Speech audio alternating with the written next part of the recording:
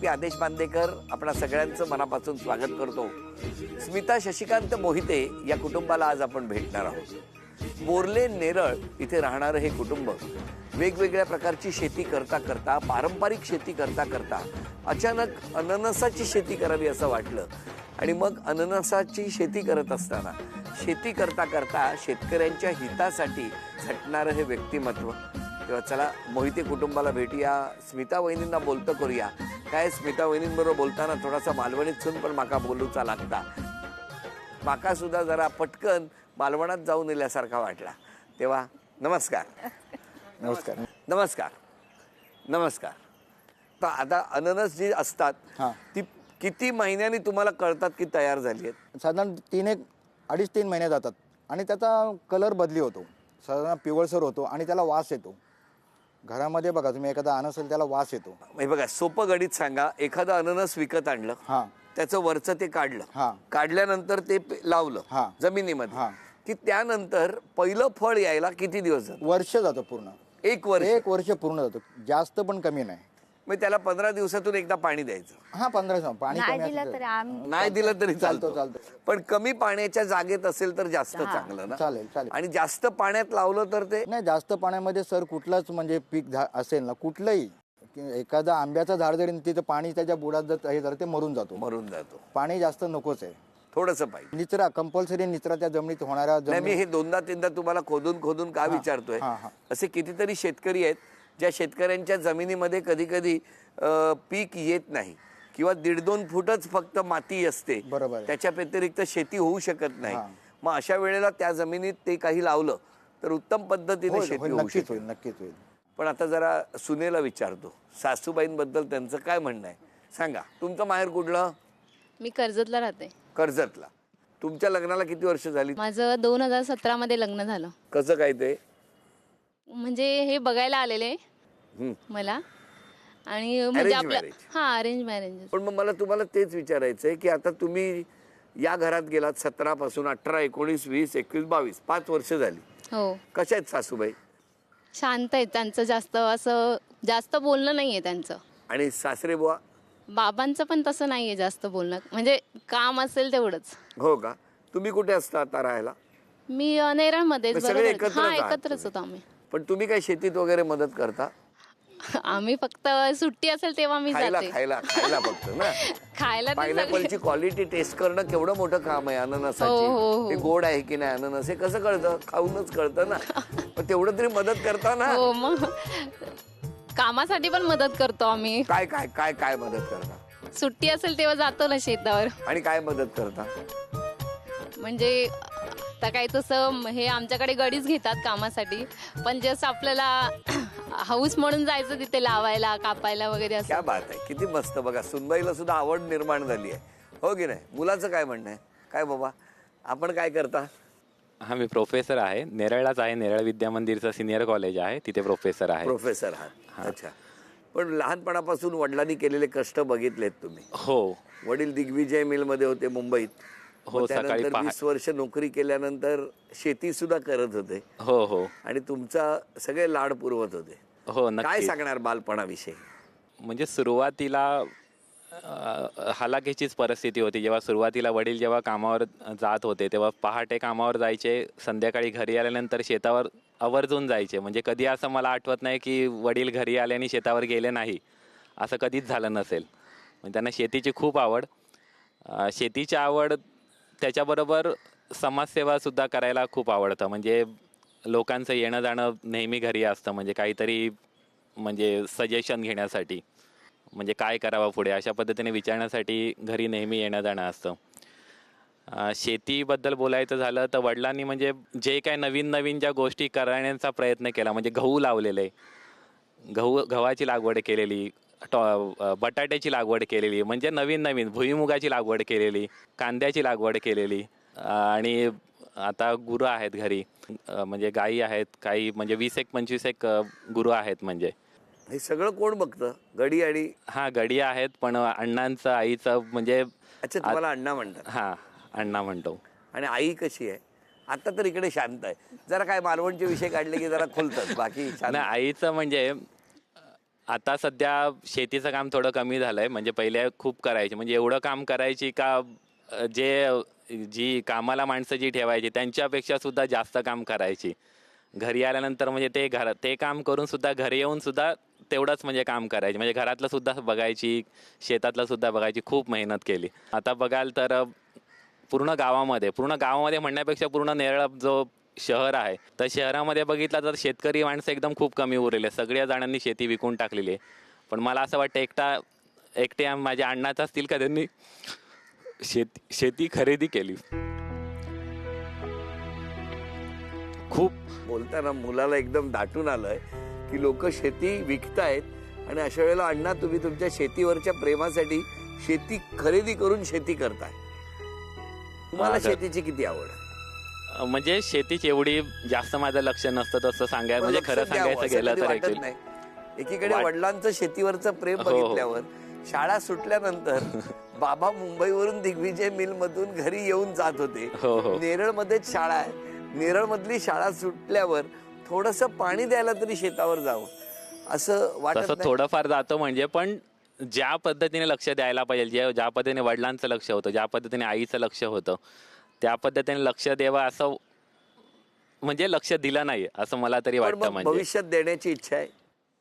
हो, ट्रॅक्टर ह्या वेळेला त्यांनीच नांगरणी केली. काय सांगता? म्हणजे ट्रॅक्टर वगैरे चालवतो, स्वतः चालवतो तो.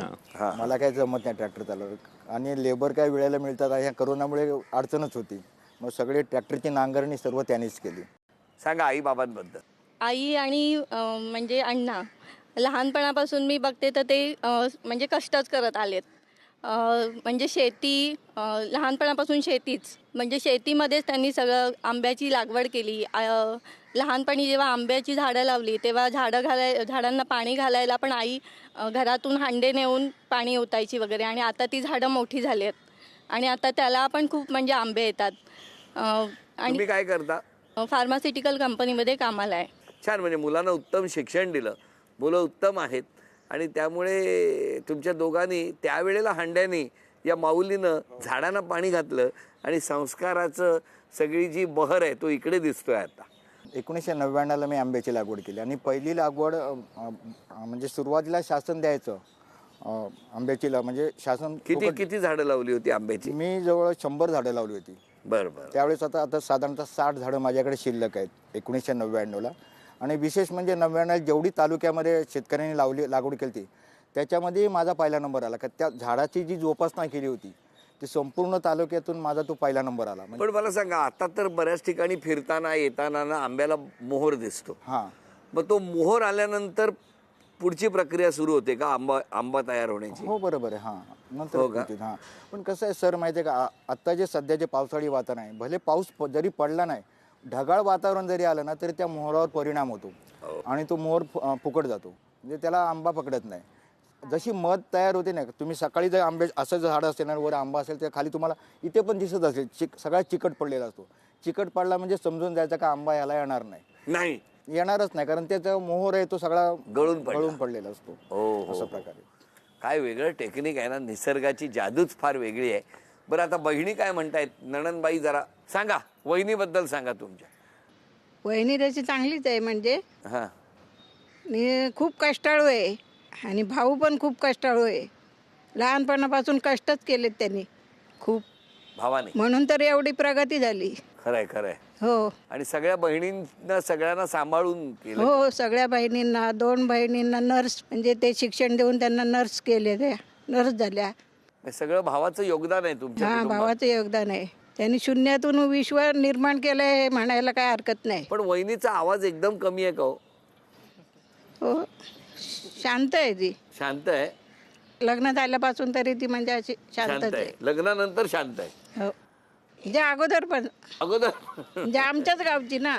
होय. हा, मी म्हणजे मला वराडला दिली आहे ना. तुम्हाला वराडला दिली आहे आणि मग नंतर हिचं लग्न झालं. वराडवरून इकडे आणली. हे बरं, वराड इकडे तिकडे फिरवलंय तुम्ही. हो. काय नाही, जसं स्वामी समर्थांचं एक ब्रीद आहे ना की मी तुझ्या पाठीशी आहे, तसा भाऊ आणि वहिनी आमच्या पाठीशी उभी असते. काही झालं, आजारपण येऊ काही येऊ तर आम्हाला मदत करतात. त्यामुळे खूप आम्ही आनंदात असतो भावा बहिणीचा प्रगती पाहून. पण भाऊ तुमचा तापट आहे असं नाही वाटत जरा? हा तापट आहे. काही पटलं नाही की तो आम्हाला लहानपणी पण असा फटकन म्हणजे ओरडायचा वगैरे ना, की आम्ही घाबरून पळून जायचो. पण आता त्यांनी स्वभाव बदलला पाहिजे असं नाही वाटत? आता बदलायला पाहिजे खरा स्वभाव त्यांनी. आता वयोमानाप्रमाणे आपल्याला पण शरीर आपलं थोडंसं शांत ठेवायला पाहिजे. त्याला तेच सांगते की काय झालं तरी जास्त रागावत जाऊ नकोस. पण काय नाही, बदल नाही होत. तसा तसा आता थोडा कमी आहे, पण पहिल्यापेक्षा बराच म्हणजे कमी आहे. वहिनी शांत आहे तुमची? नाही, वहिनी पण शांत नाहीये, आता शांत झाली ती. इकडे आल्यावर? नाही म्हणजे मुलं बिलं झाल्यावरती. अच्छा अच्छा. हा. पण स्वभाव तापट भावाचा. ठीक आहे. भावाला सल्ला देणार का आता तरी शांत हो? हो, तेच सांगणार मी. आता म्हणजे आपल्या वयोमानाप्रमाणे आपल्याला सगळं व्यवस्थित शरीर बघूनच म्हणजे हे करायला पाहिजे ना. एक मिनिट थांबा सुनबाई, त्यांचं म्हणणं आहे भाऊ तापट आहे, तुमचं काय म्हणणं आहे? सासऱ्यांनी कुठला बदल केला पाहिजे स्वभावात? नाही कसं आहे, जसा प्रसंग असेल तसे वागतात ते. सुनेने चुकीचं म्हणजे असेल तर अगदीच बाजू चुकीचं. घ्यायची ठरवली आहे सासरे बुवांची. हो ना? नाही चुकीचं असेल तर चुकीचंच आहे. होय. आणि वेळेला सगळ्यांना मदत करायला तो सगळीकडे धावत असतो. सगळ्यांना अगदी गावात समाजात कुठेही त्याचं सध्या अगदी समाजकार्य जोरात चालू असतं.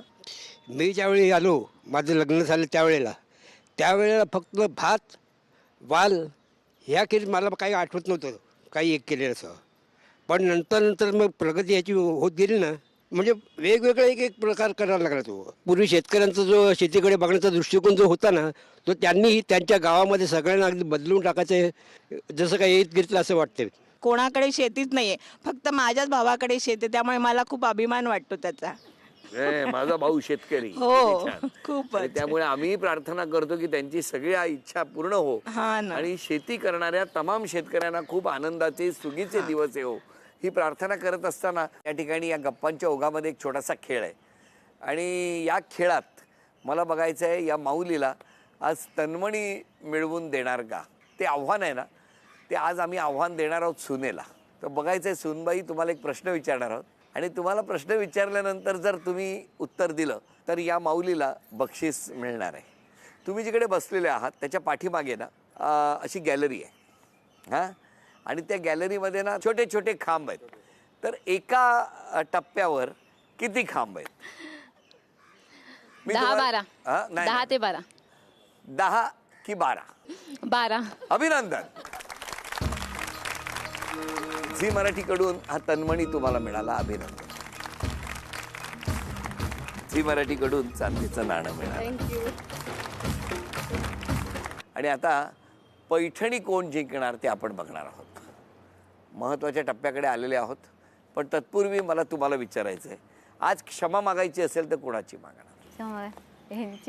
ह्यांची का? आता कोण राखी आणि आई आता काही नाही. हो, पण आता जाणं असता मालवणात, नाही आता नाही जात. त्यांका घेऊन तरी गेलात की नाही कधी? तसं जात आता नाही जायत, आई नाही आहे ना. आई नाही, पण आई होती तोपर्यंत जाय होता. जाव. जावई जायचे. हो. आई कौतुक होता जावयाचा. हा, अरे अरे, आईची आठवण येते. तुम्हाला मला विचारायचं आहे, क्षमा मागायची असेल तर कोणाची मागा? माझ्या समजा जे माझ्याकडून काही चुका झाल्या असतील, माझे वरिष्ठ असतील किंवा कदाचित लहानाची पण जर माझ्याकडून चूक झाली असेल तर मी सर्वांची क्षमा मागू शकतो. आजपासून स्वतःमध्ये एक बदल करायचा असेल तर कुठला करा? थोडं धीरगंभीर होऊन झटकन जे तापतो मी ते तापणं कमी केलं पाहिजे असं मलाही वाटते. तरी मला असं वाटतं या 1-2 वर्षात माझा मी स्वभाव पुष्कळ कमी केला आहे. मी फक्त घरामध्येच तापटपणा असतो माझा, बाहेर मी इतका शांत असतो ना. पण मला सांगा, जर खरंच त्यांनी रागावरती नियंत्रण आणलं आणि जसे बाहेर शांत असतात तसे घरात शांत राहिले तर आवडात? आवडेल ना. अरे काय आवडतं, काय खुश, आणखी दुसरा काय नको म्हणता? बरं, मला तुम्हाला विचारायचं आहे, तुम्ही स्वतःच्या स्वभावात एक बदल करायचा असेल तर कुठला करणार? तसं काहीच नाही. असं काय करतलंय बदल आता? हा, इल्यापासून 41 वर्ष मोहिते कुटुंबाच्या सुखासाठी झटलंय, कायम सगळ्यांच्या चांगल्याचाच विचार केलाय. आता आणखी काय बदल करू? काय बदल करू? स्वतःच्या तब्येतीची काळजी घ्यावी ऍक्च्युली, स्वतःच्या कारण की आता तब्येतीची काळजी घ्या असो झील सांगता ता करू काय तुमका कळलं? मग आता आडाळो आणू विळी यातलं फरक समजलो मा. Very good. समज. असेच हसत राहा, आनंदात राहा आणि ही अननसाची गोडी तुमच्या आयुष्यात, तुमच्या संसारात, तुमच्या सगळ्या कुटुंबात अशीच राहो आणि उत्तरोत्तर आनंदाचे क्षण तुमच्या कुटुंबाला मिळो असं म्हणत गृहलक्ष्मीच्या पावलानं 40-41 वर्षापूर्वी मालवणातून रायगड जिल्ह्यातल्या नेरळमध्ये येऊन या मोहिते कुटुंबाच्या सुखासाठी झटणाऱ्या या माऊलीचा आज आपण सन्मान करणार आहोत पैठणी देऊन. पण हा सन्मान पैठणी कोण देणार हे सुद्धा महत्त्वाचं आहे. 2 बहिणींमध्ये आता खेळ होतो. या 2 बहिणी एक छोटासा खेळ खेळणार आहेत. लहान बहीण आणि मोठी बहीण म्हणजे नणंदबाई. आणि या नणंदबाईंपैकी लहान नणंद की मोठी नणंद कुठली नणंद पैठणी जिंकून देणार ते आपण बघणार आहोत. तेव्हा बघूया हा पैठणी देण्याचा मान कुठल्या नणंदबाईंना मिळतोय. बरं, एक छोटासा खेळ आहे. समोर वस्तू ठेवलेल्या आहेत त्या या छोट्या बादलीमध्ये टाकायच्या आहेत. दोघींनाही 10-10 संधी. या 10 संधीमध्ये सगळ्यात जास्त गुण ज्या मिळवणार त्या या माऊलीला पैठणी मिळवून देणार. बघूया आता नणंदबाई राग काढतात का तुमच्यावर. हां, चला सगळ्यात आधी तुम्ही.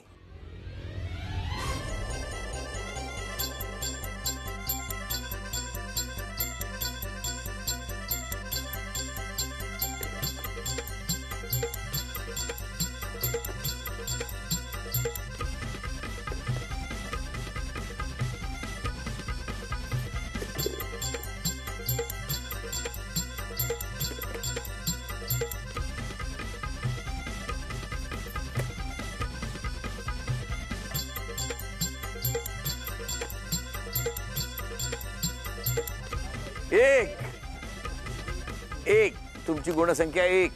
जिंकण्यासाठी 2 गुण पाहिजेत. खेळा. 1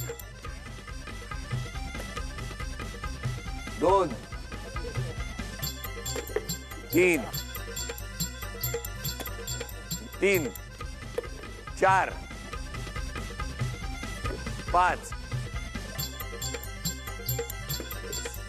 5 6. अभिनंदन. झी मराठीकडून ही भेटवस्तू. झी मराठीकडून हे चांदीचं नाणं तुम्हाला मिळालं. या माऊलीला मिळत आहे तथास्तू पुणे आणि कोल्हापूर यांच्याकडून पैठणी. अभिनंदन. या मोहिते कुटुंबाला शुभेच्छा देऊन आजचा भाग इथेच संपतो आहे. पुन्हा भेटूया अशीच एक पैठणी घेऊन होम मिनिस्टरच्या पुढच्या भागात. नमस्कार.